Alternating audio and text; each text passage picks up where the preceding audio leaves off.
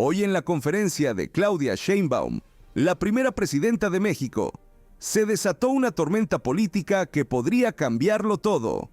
En un ambiente cargado de tensión, Claudia se enfrentó a una pregunta explosiva sobre el futuro de Genaro García Luna, el exsecretario de Seguridad Pública, cuya sentencia se anunciará mañana. Las apuestas están sobre la mesa: 20 años de prisión o cadena perpetua. García Luna, quien fue visto como el salvador en la fallida guerra contra el crimen de Felipe Calderón, ahora está en el banquillo de los acusados. Su relación con Calderón ha sido objeto de intensos debates. ¿Se verá el legado de Calderón manchado por la traición de su antiguo colaborador? Claudia, con una firmeza que hizo eco en todo el auditorio, no dudó en señalar la gravedad de la situación. Con un valor impresionante, declaró: "No permitiremos que la corrupción y la complicidad queden impunes. Este es un momento de verdad y justicia para nuestro país". Sus palabras fueron un grito de guerra. Claudia subrayó que su administración está decidida a desenmascarar la vasta red de corrupción que ha asolado a México. La respuesta de Sheinbaum resonó como un eco de esperanza entre los ciudadanos que claman por justicia. El futuro de México pende de un hilo, y la atención está centrada en las decisiones de su gobierno. ¿Será este el punto de inflexión que todos estaban esperando? La lucha por la justicia apenas comienza. No te pierdas el desenlace de esta historia que cambiará el rumbo de México. Buenos días, Presidenta. Muchas gracias. En primer lugar, si nos pudiera compartir cuál será la estructura operativa del Consejo de Desarrollo Regional que había anunciado el 1 de octubre. Sí. ¿De empresarios? Sí. Ustedes conocen a una empresaria joven que nos ayudó en la campaña, ella es Altagracia Gómez. Ella ha venido trabajando con nosotros de manera honorífica y con mucho entusiasmo, y ella va a coordinar este consejo. Vamos a incorporar a cámaras y empresarios de manera individual o empresarias. Y el objetivo es justamente este programa que se presentó ayer, que he venido presentando, que presenté durante toda la campaña. Nosotros sí queremos inversión extranjera directa, por supuesto, queremos inversión privada, pero no queremos solamente inversión por la inversión. El asunto es ¿para qué queremos inversión? Pues es para generar buenos empleos. Y lo que queremos es el bienestar de las y los mexicanos. Entonces, ¿cómo ordenamos esa inversión a partir de incentivos y de un programa nacional que tenga que ver con el Programa Nacional de Energía, con el Programa Nacional Hídrico o con el Plan Nacional, con todos los planes nacionales que de acuerdo a la Ley de Planeación tiene que desarrollar el gobierno? Entonces, el objetivo es decir, ¿en dónde es mejor que invierta una empresa que utiliza mucha agua?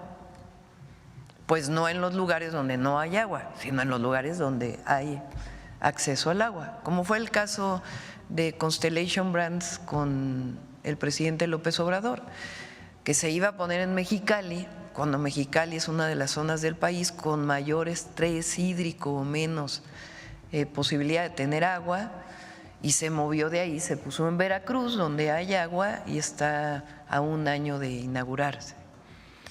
Ese es el objetivo, que la relocalización de las empresas que viene por el tratado, que se está dando por el tratado, tenga una orientación de desarrollo regional, que las viviendas que vamos a construir pues estén vinculadas a los centros de trabajo. Entonces, todo ello, pues la idea es hacer un consejo con empresarios nacionales, con la Cámara de Comercio de Estados Unidos, que estuvo ayer en la reunión, y que se haga este programa que llamamos de polos de bienestar. El presidente creó 12 polos de bienestar en el sur-sureste, que van desarrollándose y que le vamos a dar seguimiento. Y nosotros estamos con un modelo similar, en donde queremos que se creen 100 parques industriales en el país para los próximos 6 años. ¿En dónde van a tener la energía, dónde van a tener el agua, cómo las y los trabajadores que trabajen ahí van a tener acceso a la vivienda. Todo ello es parte de este estrategia, más que plan, estrategia de desarrollo regional, y va a coordinar Altagracia Gómez. Muchas gracias, presidenta. Como segundo tema, en Revista Fortuna publicamos que en algunas dependencias como la Secretaría de Hacienda se presentó un fenómeno de puertas giratorias, es decir, que funcionarios de esta dependencia se fueron a trabajar a una empresa proveedora de servicios de asesoría financiera, porque la Suprema Corte de Justicia de la Nación declaró inconstitucional una de las disposiciones de la Ley de Autoridad Republicana que prohibía a funcionarios públicos ir a trabajar a empresas privadas porque esto representa un conflicto de interés, al menos durante 10 años. ¿No se debería insistir desde el Congreso en dejar claro que por el bien del pueblo las puertas giratorias están prohibidas, presidenta? Sí, y ahora viene, no se olviden, porque ahora viene más completo el que nadie pueda ganar más que la presidenta. Entonces, la reforma está en la Cámara de Diputados, tiene que aprobarse y tiene que estar en la Constitución. Lo envió en su momento el presidente López Obrador, pero encontraron distintas vías y distintas formas de ampararse frente a ello. Entonces, la austeridad republicana es para todos y para todas. ¿Qué quiere decir la austeridad republicana? Que no puede ser que el servidor público quiere decir que estamos al servicio del pueblo. A mí no me gusta llamarle funcionario público, sino servidor público, servidora pública, porque es muy claro que nuestra tarea es estar al servicio del pueblo de México. ¿De dónde viene el salario de todos los servidores y servidoras públicas? De los impuestos del pueblo de México, de los impuestos de las y los mexicanos. Desde empresarios hasta el impuesto que se paga con el IVA al comprar un producto. Pues no puede ser que las y los servidores públicos tengamos salarios que excedan el salario de la presidenta, que se redujo a la mitad desde el periodo del presidente López Obrador. Entonces ese es el principio juarista de no puede haber gobierno rico con pueblo pobre.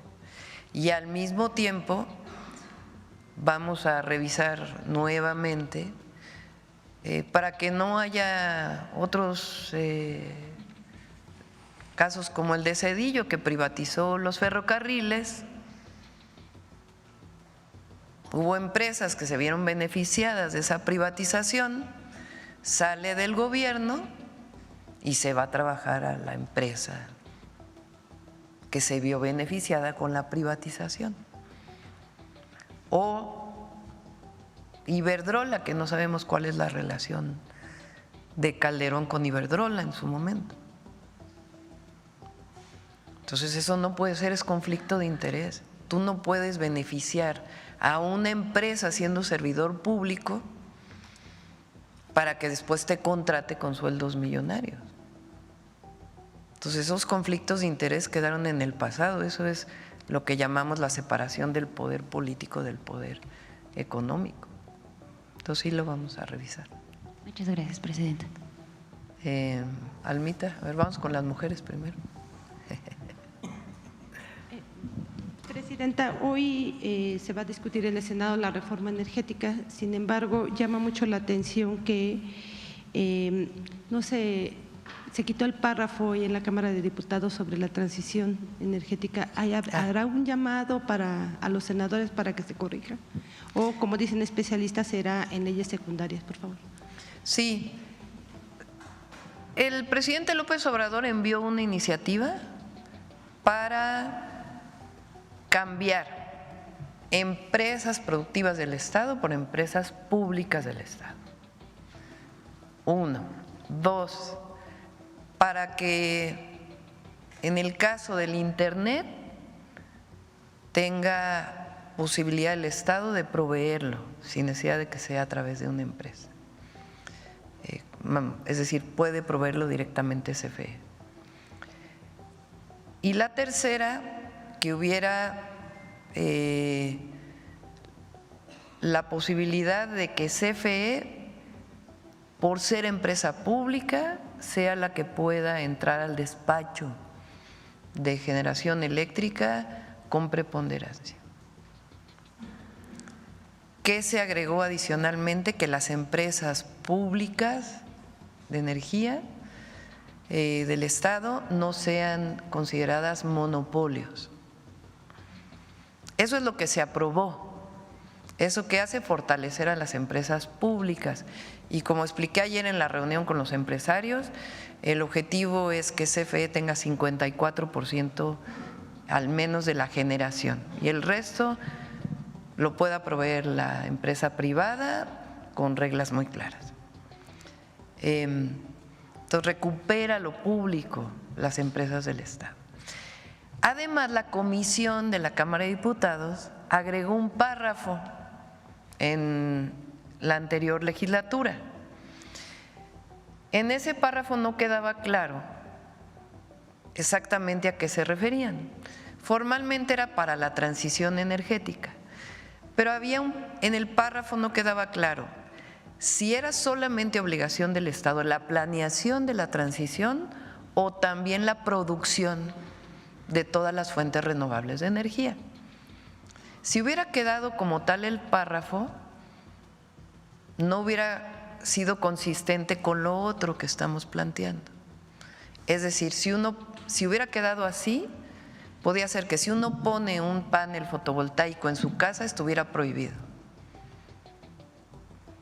Entonces, lo que decidimos es que esa parte quede en la ley secundaria. Queremos la transición energética, queremos más fuentes renovables de energía, pero no necesariamente tiene que quedar establecido en la Constitución, particularmente en esos dos artículos donde de lo que se habla principalmente es de las características de las empresas públicas. Entonces, esa es la razón por la cual se quitó ese párrafo de la transición y va a quedar en las leyes secundarias. Presidente. Y qué bueno que ya se aprobó en el Senado, ya se aprobó, entiendo, en el Senado. Faltan los estados, pero es algo muy importante. Y hablando de legisladores, quisiera preguntarle, la semana pasada hubo el reparto de comisiones, estuvo muy cuestionado por cómo se dio. Que inclusive hubo acusaciones de amenazas, etcétera, ¿no? ¿Qué llamado le haría a los legisladores? Sobre todo porque hay códigos en el caso de Morena y pareciera como que no se hubieran respetado. Yo no me voy a meter al funcionamiento interno pues del Congreso. Es una responsabilidad de las y los legisladores. Mi opinión es que las y los legisladores tienen una tarea fundamental y es regresar a su territorio. Sí, proponer leyes, votar las leyes, discutirlas, debatirlas, pero las y los legisladores fueron electos por el pueblo y muchas veces llegan a ese lugar, al Congreso, a ese gran edificio, y ya no salen de ahí. Son representantes populares. Entonces, si están en una comisión o no, pues es asunto de ellos en qué comisión y cómo se eligen. Pero lo que es mi opinión muy personal es que además de estar ahí, creo que ahora las sesiones son martes y miércoles.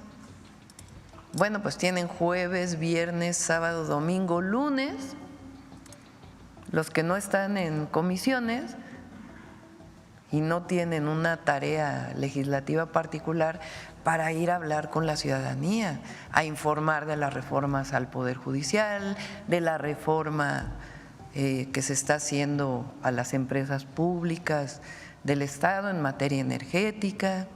Esa es una tarea fundamental, a territorio, así como nosotros vamos a territorio viernes, sábado y domingo, las y los legisladores a territorio, hay que dejar un poco el escritorio e irse a territorio.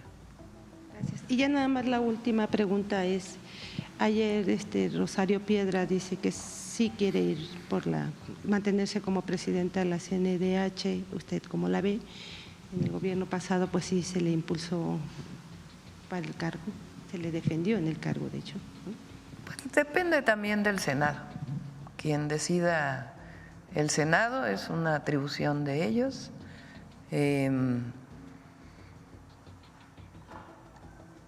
Y quien ellos vayan a decidir, creo que están por abrir la convocatoria y pues ellos tendrán que decidir.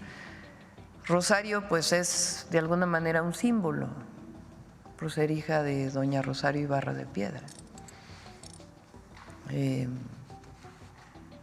Doña Rosario, alguna vez le platiqué que cuando yo estudié en el CCH Sur y cuando tenía 15 años, hace ya un buen rato,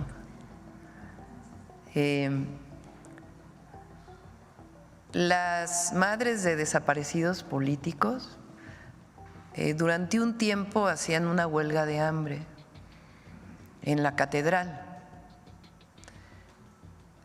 previo al informe presidencial, como una presión de resistencia civil pacífica para que el entonces presidente, estoy hablando de la época de López Portillo, se manifestara en torno a los desaparecidos políticos. Que es muy claro que eran desaparecidos ahí sí, con toda la orden desde los más altos niveles del poder de desaparecer a quienes estaban en contra del régimen entonces. Y cuando estaba en el CCH, pues nos organizamos como estudiantes para venir a ver a las madres que estaban en huelga de hambre. Doña Rosario decía que, porque yo le conté que la primera vez que dormí fuera de mi casa por un asunto político, pues tenía que ver con que había estado aquí con ellos en la huelga de hambre. Después ellas fueron desalojadas porque venía el informe presidencial. Pues era una época de un estado represor.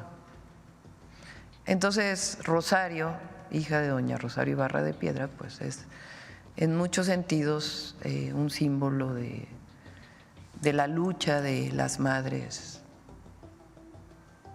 de desaparecidos por razones políticas de aquella época, ¿no? Entonces pues tiene todo nuestro reconocimiento y respeto, pero ya la decisión de quién va a ser la presidenta o el presidente de la Comisión Nacional de Derechos Humanos pues le corresponde al Senado de la República. Acá, mujeres dijimos primero y luego vamos. Gracias, presidenta. Dalila Escobar, de Proceso. Primero preguntarle, bueno, ayer Genaro García Luna envía una carta al juez Brian Cogan. Estamos a nada ya de que se dé la sentencia al exsecretario de Seguridad de Felipe Calderón. Y bueno, él habla de que fue implacable cuando tuvo que enfrentar a los grupos criminales que producen y distribuyen la droga. También, incluso, bueno, en parte de esta carta, que fueron 5 hojas, dijo que México todavía hablaba en presente con el expresidente López Obrador, estaba viviendo una especie de convulsión por el desmantelamiento del Poder Judicial, que incluso se dedicaba el expresidente a perseguir a quienes no eran afines a él o a quienes en realidad eran sus detractores, ¿no?, políticos. También, bueno, aborda la negativa del diálogo con Estados Unidos y pidió la consideración del juez en torno a que se tomen en cuenta la sentencia, porque él asegura que desde el gobierno se enviaron pruebas falsas en su contra, que además se utilizó el testimonio de un criminal y otro tipo de situaciones en su contra. Preguntarle, evidentemente usted ahora como presidenta de México y como sucesora de la persona del mismo movimiento, quisiera preguntarle cómo considera usted o cómo se toman estas declaraciones, sobre todo cuando se habla en contra, sí, de una reforma al Poder Judicial, pero también de la fabricación de delitos que él acusa, aunque sabemos, bueno, que en México este tipo de cuestiones, señalamientos, se conocían desde incluso 2012 y desde entonces pues tampoco se había hecho nada para investigarlo aquí en el país. mucho cinismo, ¿no? La verdad. O sea, ¿quién es Genaro García Luna? Aquí el presidente López Obrador habló de que incluso la Fiscalía tiene una investigación de que está involucrado con con esconder al segundo tirador del asesinato de Colosio, trabajando él en el CISEN. Llega a ser, bueno, con Fox de la AFI creo era, ¿no? De la Agencia Federal de Investigación. Y luego llega a ser secretario de Seguridad.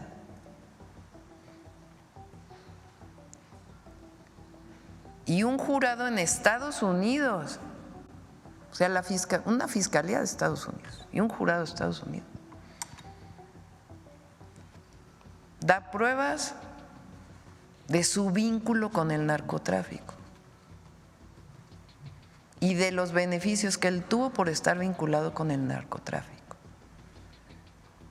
En un momento en donde se había decretado una guerra contra el narco.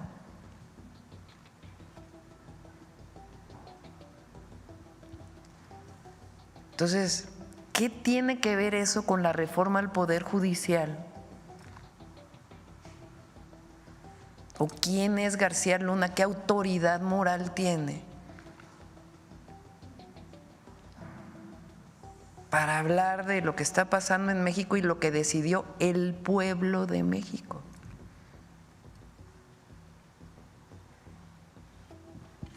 Pues es como… la verdad, no sé, pónganle ustedes el adjetivo. Lo que queremos ver es cuál es la sentencia y qué va a decir el expresidente, que llegó con el haya sido como haya sido. O sea, un expresidente, Calderón, que llega con un fraude electoral a la presidencia y para legitimarse decreta una guerra contra el narco. Y pone como responsable de la guerra contra el narco, pues vamos a ver la sentencia de hoy, ¿no? Pues a un narco.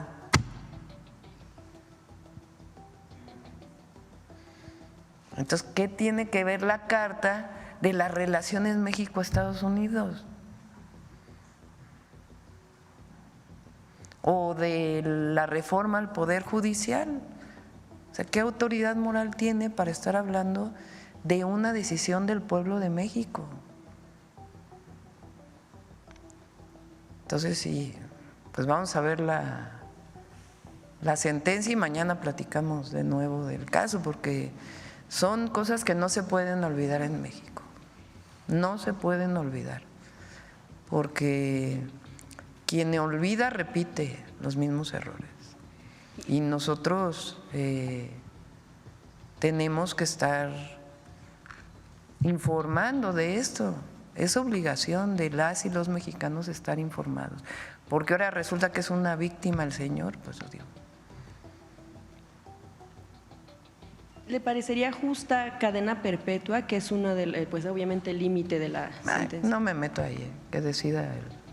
Bien, gracias, presidenta. En otro tema, lo que tiene todo lo relacionado, lo que ha estado relacionado con el caso del gobernador Rubén Rocha, el gobernador de Sinaloa. Si bien, bueno, pues ha dicho, ya lo había mencionado usted, que no se habían encontrado pruebas. Bueno, pues la pregunta surge en torno a todo lo que se ha dado alrededor de estos señalamientos y de por qué el foco en el gobernador. También lo que tiene que ver, por ejemplo, desde la denuncia que hizo el propio Héctor Melesio Cuen, quien fue asesinado, lo sabemos, en el entorno de la detención nocturna de la captura de Ismael Zambada, quien incluso lo había denunciado al exgobernador por cuestiones de negocios ilícitos mediante empresas favorecidas por el erario estatal, pero también quedaron pendientes otras denuncias por enriquecimiento inexplicable que no se concretó. Bueno, pues iba en esa ruta porque, bueno, se dio justo en el momento en el que se da toda esta situación del asesinato que generó días después violencia en el Estado.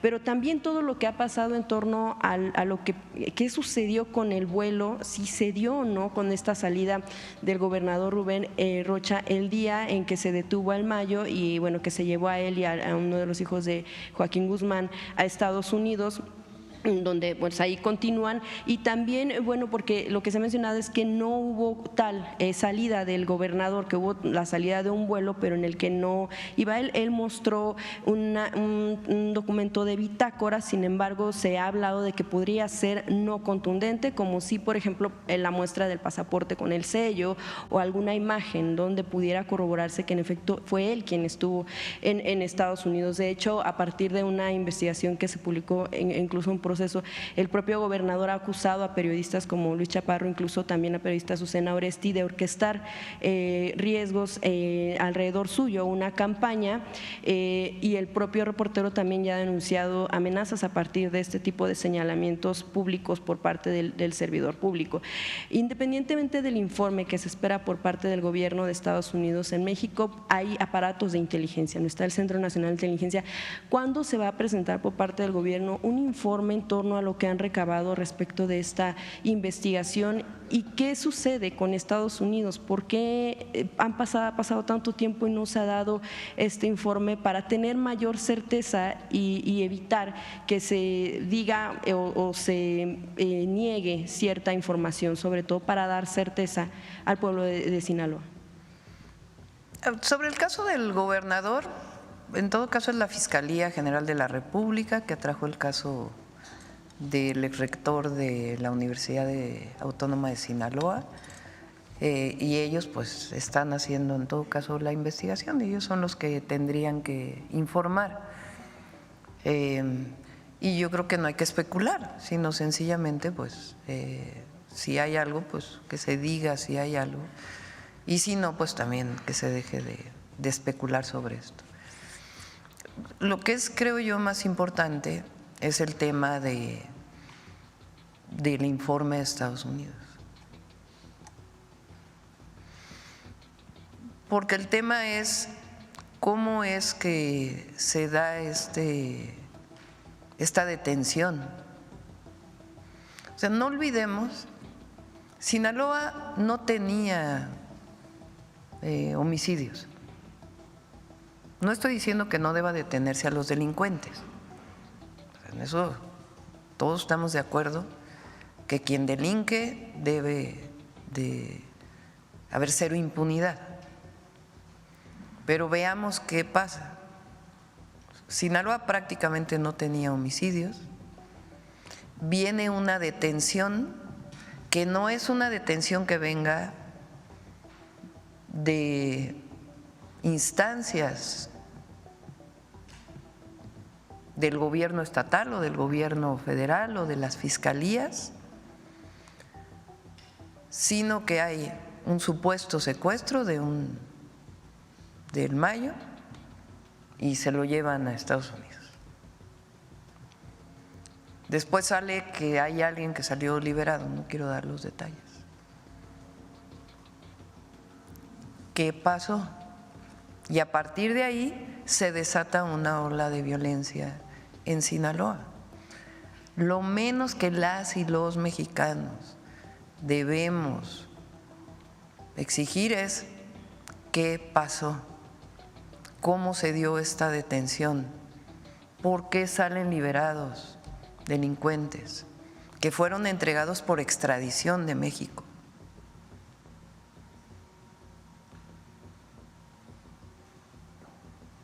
Entonces, eso sigue, o sea, que se dé toda la información. ¿Quién está en esta investigación y todo? Es la Fiscalía General de la República. Pero no hay que especular, desde mi punto de vista, porque acusar a alguien sin pruebas pues no es bueno. Entonces hay que hacer que actúen las instancias correspondientes. En caso de que resulte responsable el gobernador, que se proceda conforme a como debería Cualquiera, ser. no hay impunidad, o sea, hay cero impunidad, pero tampoco es justo que se especule sobre un gobernador o gobernadora. Si hay pruebas, pues que se presenten. Presidenta, ya ha sido tema este asunto de que Estados Unidos no entrega la información y además a qué lo atribuye. A final de cuentas, como bien menciona, antes de la detención no se tenían estos niveles de violencia que en Sinaloa, y el expresidente hablaba de una corresponsabilidad de Estados Unidos por provocarle de alguna manera. ¿Usted considera lo mismo, pero sobre todo por qué o a qué atribuye que Estados Unidos, y si se lo han pedido directamente en algunas de estas reuniones? Sí, en su momento lo hizo el presidente López Obrador por escrito y es el que haya cambiado la administración, el gobierno, no quiere decir que esa carta no deba ser respondida. Hay continuidad, entonces todavía es importante que se dé respuesta a ello. Gracias, Presidenta. Y finalmente, nada más por no dejar pasar, mencionaba en un asunto también de… Y repito, nosotros estamos haciendo nuestro trabajo, la Fiscalía está haciendo su trabajo y nos corresponde también disminuir los índices delictivos. Pero hay que saber por qué, qué hubo detrás exactamente. ¿Sería pertinente que en algún tiempo determinado la Fiscalía ya nos dé un informe de los avances de su propia investigación aquí en México? Pues le corresponde a la Fiscalía. Nosotros lo que tenemos con ellos ahora pues es, buscamos más coordinación para la actuación permanente, pero ellos tienen autonomía y definen si se informa o no. Le mencionaba ¿Y cómo? Porque también hay líneas de investigación que tienen que ellos guardar para poder seguir desarrollando. Y bueno, le mencionaba finalmente el caso, por no dejar pasar, mencionaba usted un asunto de austeridad. El caso del diputado local en Coahuila, Antonio Flores, pues es un empresario también carbonífero con contratos de la Comisión Federal de Electricidad y bueno, pues también legislador local, a quien bueno se le señalaba por estar viajando en un Lamborghini en calles de Musquis. Evidentemente, bueno, pues eso pudiera parecer apegado a lo que tiene derecho, a final de cuentas. Sin embargo, bueno, pues estaría un tanto en contra del asunto de la austeridad, pero sobre todo por ser una persona que además de ser un servidor, un legislador, pues tiene contratos de una empresa en una zona donde sabemos pues también hay condiciones precarias laborales, en donde hay incluso que estas condiciones precarias han generado la muerte, por ejemplo, el caso de mineros. Sabemos toda esta zona de Musquis, Sabinas, en donde se han dado accidentes que por un lado tenemos la cara de de las condiciones en las que trabajan estos mineros y por otro lado tenemos este tipo de exhibiciones de alguna manera y este tipo de lujos que tienen algunos servidores que además de tener un salario que viene del erario, tienen contratos que también viene del erario. Podría haber a lo mejor una revisión para que no hubiera esta tal vez duplicidad y también pues ¿qué opina en torno a que se den este tipo de cuestiones? Gracias, Presidenta. Mi opinión es que un legislador no debe tener contratos con el gobierno. Esa es mi opinión y hay que buscar si se puede legislar en torno a ello, porque no se puede tomar como un conflicto de interés. Pueden ser empresarios, empresarias y que tengan contratos con privados, pero no creo que un legislador o legisladora deba tener contratos con gobierno. Incluso lo planteé para algunos casos en su momento de Morena, que había empresarios y yo dije, bueno, a ver, se separan de su empresa para evitar cualquier conflicto de interés. Hay que predicar con el ejemplo siempre. Y si hay algún conflicto de interés, pues que se plantee. Si no está legislado, pues hay que ver cómo se legisla, porque no es correcto.